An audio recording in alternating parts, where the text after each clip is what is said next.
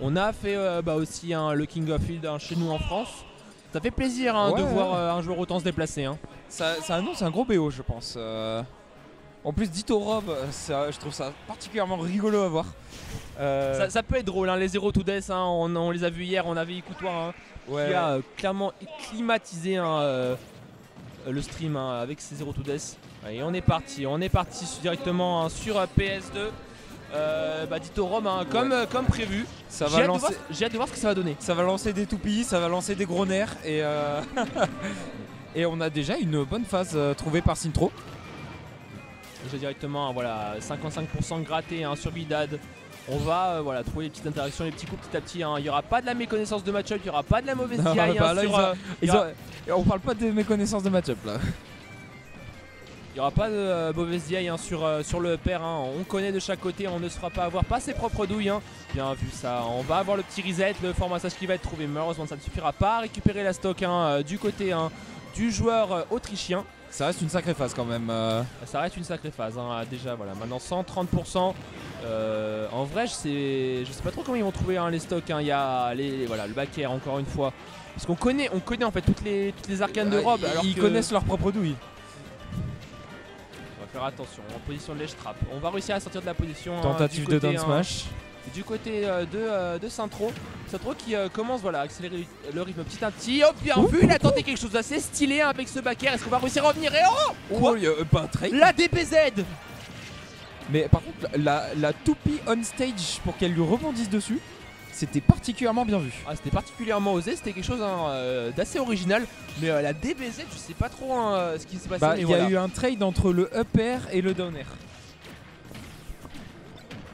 Donc ça va être de réégaliser les stocks même si on va trouver la première ouverture du côté de Sintro, déjà 62%. On continue à faire monter les pourcents. La toupie 83, est-ce qu'on va retenter quelque chose? Est-ce qu'on va retenter ce setup avec la toupie et ce back air qui va permettre de récupérer la deuxième stock du côté autrichien? Mais en fait le setup est bossé, c'était pas juste une inspiration d'un coup. Peut-être un New Tekken Rob. Ouais, New Tekken Rob. Vraiment. Ceux qui auront la ref. Directement, on va partir on va trouver une petite phase du côté de Vidad, mais on répond directement du côté de Sintro. Bien vu ça, on a anticipé ce laser. On va punir ça, on va mettre directement 78%. Est-ce qu'il va nous le retenter le petit setup? Il retente un autre setup, mais avec la toupie. Il nous propose des choses vraiment très très originales, le joueur autrichien. Sintro, il est dans la zone. On va réussir à trouver quelque chose d'un tilt. Est-ce qu'on va avoir une conversion encore une fois? Ça trade vraiment, toutes les interactions. Clank. Ouais, le clank entre les down tilts, les down tilts d'Europe qui sont vraiment des moves très très très forts. Très très rapides et qui permettent de mettre en situation de tech shade. Même si là, on va trouver quelque chose. Le tilt et le pair, et je crois que ça va être fini. Oui, 1-0 pour l'Autriche. Un game maîtrisé. Vraiment, avec ce setup à la toupie, j'en reviens toujours pas. Mais vraiment, c'est quelque chose de bien pensé, de bien travaillé. On va le revoir. Alors le trade. Là, c'est le trade du EP. La DBZ. On verra pas le stop to play, mais n'hésitez pas à clip, n'hésitez pas à partager avec l'hashtag Ultimate5 UW5 sur Twitter, vos moments favoris du tournoi. Je pense d'ailleurs qu'on va on va rester sur un PS2 Gentleman Agreement vu le match-up. Ouais, ce serait logique directement. On a directement Sintro qui va commencer à trouver les premières phases. Déjà 25%, même si ça va être puni. C'est bien parce qu'en fait quand on voit le ditto entre deux joueurs à haut niveau, on peut se rendre compte en fait des moves qui sont punissables comme qui sont pas punissables et comment ils jouent le match-up, tu vois. Parce que vu qu'ils sont très alertes de leur propre force et de leur propre douille, pas au sens péjoratif, ça va être vraiment de connaître le match-up en profondeur. Et en tout cas, on a Sintro qui prend une belle avance déjà sur cette game. Une centaine de pourcents qui a été infligée déjà du côté de Vidad. Mais Vidad qui remonte petit à petit. On voit vraiment. Ce nerf back air était très très bien senti. C'est très très bien senti du côté du joueur espagnol qui clairement veut montrer sa domination sur cette game 2 après avoir été dominé lors de la game 1. Déjà directement 30%. On va chercher un stop avec le gyro. J'espère vraiment qu'on va avoir des stops avec la toupie. Ça serait vraiment incroyable. Et moi, ce qui me ferait rêver, c'est que Vidad en face, qui montre qu'il a vu, il a enregistré et qu'il lui remette. Ouais, ça serait bien, hein, qui lui rend la monnaie sa pièce hein, sur le step, on avait vu avec la très bonne toupie. DI. Le up smash finalement qui va venir récupérer la stock du côté de Saint-Tro, on a que 63% de retard avec Rob, c'est-à-dire une pichenette. Ouais, c'est pas grand chose, hein. C'est quoi? C'est 4 coups. Mais par contre, on a quand même Vidat qui le boss. Vidat qui s'est bien habitué au match, à la manière dont il joue. Parce que là, on n'est pas sur une habitude de match-up, mais sur une habitude de joueur. Déjà 105% hein, du côté du joueur autrichien, il faut réussir à conclure très rapidement du côté de Vidad. Le nerf encore une fois, on va mettre de la pression avec ce back air. J'aime beaucoup hein, le jeu vraiment en corner et attention, est-ce qu'on va avoir ce reset finalement? Non, on réussira à sortir hein, du côté espagnol, mais Saint-Tro qui est en train de remonter petit à petit. Ouais, il gratte, il arrive pas pendant que Vidad n'arrive pas à trouver de stock. On connectera pas le tilt, on connecte le deuxième et on connecte le upper. Très bien vu de la part de Saint-Tro qui reprend l'avantage sur cette game. Ouais, on a repris l'avantage du côté du joueur autrichien. On va tenter quelque chose. Attention, on n'a plus de saut. Est-ce qu'on va réussir à revenir? Oui, on s'appelle Robo. On a du fuel. On a une grosse réserve de fuel. On peut revenir d'à peu près n'importe où. Et Saint-Tro qui a repris les commandes de cette game. Ouais. Ouh, le back air qui va être impeccable. Hein. Ah très bien joué de la part de Vidad. Hein. Il lui rend la main de sa pièce avec les stops. Hein. Il a voulu retenter, tu vois. Il a voulu retenter le stop avec la toupie. En même temps, ce setup a trop de sauce. Ah, vraiment, il a trop de sauce. Hein. Merci Saint-Tro de l'avoir montré au monde. Hein. Oh, bien vu, on juggle avec le père. Déjà 22% du côté de Saint-Tro. On connectera pas le back air par contre. C'est complètement even entre les deux joueurs. Hein. Est-ce que tu sous-entendrais qu'il y a un lien avec le personnage? C'est even parce que c'est les mêmes persos? On va chercher quelque chose hein, du côté de Vidad. On va chercher ce Burry. On a repris un peu de lead du côté de Vidad, que 13%. Voilà, on va trouver ce back air. On va mettre le road of stage. On va tenter quelque chose avec la toupie et ce sera finalement le donner qui sera trouvé et qui permettra à l'Espagne d'égaliser dans ce BO. Le donner très bien senti. Juste avant le regrab du ledge. C'était très bien joué de la part de Vidad. On revoit ce nerf back air. On revoit et tu vois il a voulu tenter quelque chose. Ah peut-être que c'était Vidad non peut-être que c'était Saint-Tro pardon qui avait jeté la toupie. Mais en tout cas voilà le back air qui était impeccable permet de récupérer la stock. Et donc voilà Vidad qui est dans ce BO. Ça a l'air plutôt bien parti. Moi là comme le BO se sent, je vois une game 5. C'est une possibilité. Après, on va voir hein, comment les joueurs vont s'adapter. Est-ce que l'un va prendre ou pas l'ascendant et va conserver son momentum. En tout cas, on est reparti sur PS2. Hein, on va pas changer. Hein. Le gentleman agreement entre deux joueurs d'Europe. De toute façon, hein, voilà, c'est la meilleure map du perso. Hein. Donc on ne va pas changer. Déjà, voilà, 48% qui ont été trouvés. Vidad, clairement, qui a de s'être réveillé hein, parce qu'il avait pris la pluie lors de cette game 1. Même si là, voilà, on a Saint-Tro qui est en train de lui répondre. Qu'est-ce qu'il est en train de nous faire? Qu'est-ce qu'il est en train de nous cook le joueur? Cette phase de zinzin. J'ai cru que ça allait tuer. Ouais moi aussi mais la DI a été très bonne de la part de Vidad. Ça m'a surpris en fait que ça tue pas. Mais par contre cette phase voilà, on va catcher cette fois encore une fois avec le side B et on va réussir à récupérer un lead confortable du côté du joueur autrichien. Mais attention parce que Vidad peut lui faire les mêmes. S'il trouve la bonne interaction et voilà on voit le faire into le side B et ça tue. Oh, il lui a rendu la moitié de la monnaie de sa pièce et en plus il arrive à pas se prendre trop de dégâts en retour. Et la phase de ledge trap, on trouve le petit, on trouve le upper. On essaye de trouver le deuxième, le troisième, mais ils ne connecteront pas. Up tilt. On continue, down tilt, le grab, la F-throw. La pari sur le laser, on essaye de trouver le two frame. On a quelque chose, on est en train de nous proposer un jeu de plus en plus consistant. Hein. On commence à faire un peu douter hein, le vétéran autrichien. Déjà 88%. J'adore en fait le fait que chacun peut servir de la toupie de loot en fait. Ouais c'est clair. Mais ils peuvent la recharger et ils peuvent même la trapper, la relancer en fait. Donc c'est vraiment un match-up tu vois. Et voilà le clash des toupies. Ils sont crus dans Beyblade. J'allais dire on dirait qu'ils jouent bien mais si là on va réussir à récupérer un upper mais malheureusement que ça ne tuera pas. Back air. Celui-là par contre. Il y a eu un trade un peu bizarre, j'ai l'impression qu'on avait lancé un forward smash du côté de Vidad. Mais le trade a été perdu. Et on voit directement, side B déjà 70% à trouver. Qui retrouve une très bonne phase. Est-ce qu'on va partir pour un edge guard? Non, ouais, on est prudent quand même en Serum, on connaît son perso, on sait qu'on a la possibilité de revenir de excessivement loin. Le back air. Le mur de back air. Hein. Les grosses hitbox des aérioles de Rob qui font leurs affaires. Les zombies, c'est les zombies, tu vois. Il a tellement popularisé le move et là est-ce qu'on va réussir à trouver la read et je crois que ça va convertir. Non, ça ne suffira pas, mais l'air de ce qui va être catché par ce side B. 2-1 pour Syntro qui reprend les commandes dans ce BO. Il s'est particulièrement bien adapté à comment joue son adversaire et il a su punir en conséquence.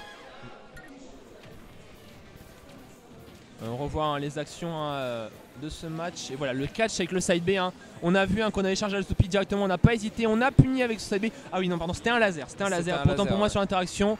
Mais moi ça me surprend, tu vois la DI vraiment qui est excellente. Il a DI sur le côté je crois, il a DI vers la gauche. Pour voilà, éviter de mourir. Et on était prêt du côté de Syntro, on avait anticipé cette neutral air dodge et on est venu catch le landing de ce rob avec un side B. Vraiment j'adore vraiment ce que nous proposent ces deux joueurs dans ce BO. Vraiment c'est très très propre. En plus beaucoup de moves avec beaucoup de sauce là, ce nair tilt up air. On arrive à gratter une quarantaine de %. On se fait plaisir du côté de Vidad. Il nous montre quand même des assez jolies phases. Oh les resets encore une fois trouvées avec la toupie. Est-ce qu'on nous tenter quelque chose? Oh alors la volonté de nuire sur ce move, elle était présente. La volonté d'envoyer offstage avec le petit tic de la toupie et de Spike avec le down B, c'était quelque chose. Par contre j'aimerais souligner quelque chose. Où est-ce qu'on va réussir à récupérer avec ce back air? On va partir pour une phase d'edge guard. Donc je disais en fait le nerf touche au ledge.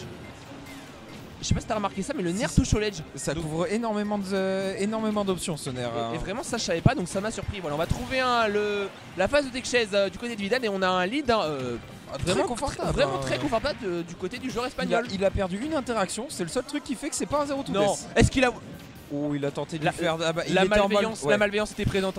Il était en mode malveillance max là. On a voulu récupérer ce nerf mais ça ne sert à rien et on va essayer maintenant de revenir dans la game du côté de Syntro. Le nerf qui va être trouvé, la toupie. Est-ce qu'on va réussir à trouver quelque chose? On arrive à reprendre l'avantage du côté de Vidad. Il commence à entrer dans sa tête, il commence à avoir les rides en RPS Vidad. Donc voilà, on a récupéré le grab avec ce shield. On commence à avoir peur, vraiment peur du côté de Syntro. À chaque fois sur les interactions en fait, sur les down hits, à chaque fois il se retrouve à shield. Donc il a vraiment peur de ce qui pourrait arriver. On a tenté une carabistouille du côté de Vidad mais c'est pas passé. On a tenté quelque chose du côté du joueur espagnol qui vraiment est en confiance dans cette game 4. C'est vraiment un set de momentum pour le moment. Dès que l'un récupère une game, l'autre lui répond directement lors de la game suivante. Je dirais même plus que ça, dès qu'il y en a un qui prend l'avantage sur la game, il ne le lâche pas. Et le backer qui va être trouvé du côté de Vidal et deux stocks complètes d'avance du côté du joueur espagnol. Et le petit setup avec la toupie bien vu du côté de Syntro. On réussit à revenir mais on a une stock complète de retard du côté du joueur autrichien. Ça sent compliqué pour ce cap mais c'est Rob. Il peut toujours se passer des dingueries. Rob, le kill power, faut pas le sous-estimer. Don't hit encore une fois et voilà, cette fois ça va être du côté de Syntro. On va commencer à aussi appliquer ses mind games à base d'un petit à base de upper et on va trouver déjà 43%. Mais bon, la mix-up avec le down smash. Vidad, est-ce qu'on va trouver? On va attendre quelque chose, on a attendu ça, mais finalement la punition ne viendra pas, on va tenter un bury. Non, finalement ce sera une forward throw. Elle a déjà 120% sur le joueur autrichien, un back air, n'importe quoi pour tuer. Il a voulu le setup toupie. Il a voulu leur faire la même, voilà. Ce sera le upper finalement qui viendra récupérer cette game 4. On va avoir une game 5 comme tu l'avais prévu, mon cher Baline. Particulièrement bien pressenti de ma part, si je puis me permettre. Mais franchement, c'est un set très très close. On le voit dès qu'un des joueurs arrive à prendre l'avantage sur une game, il est là, il enfonce le clou petit à petit sans se faire punir, sans se faire reverse. Et c'est à ça qu'on voit la marque des grands joueurs. C'est ça, oui, qu'on voit la marque des grands joueurs. Les joueurs qui arrivent à reverse le momentum lorsque c'est en leur défaveur. On a vu à chaque fois que Syntro prenait la game, prenait une game, Vidal lui répondait dès la game suivante. Et là, la game 4 a été particulièrement consistante du côté espagnol. J'ai hâte de voir ce que ça donne lors de cette game 5. Là, on est sur la game 5. C'est le moment où le stress monte. C'est potentiellement leur dernière game de tournoi. C'est là où il va falloir faire les dingueries.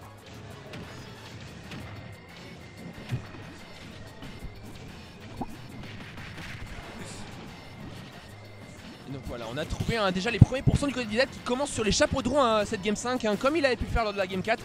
Déjà 89% encore une fois, on va chercher la read du côté de cette exchange mais finalement ça ne sera pas le cas.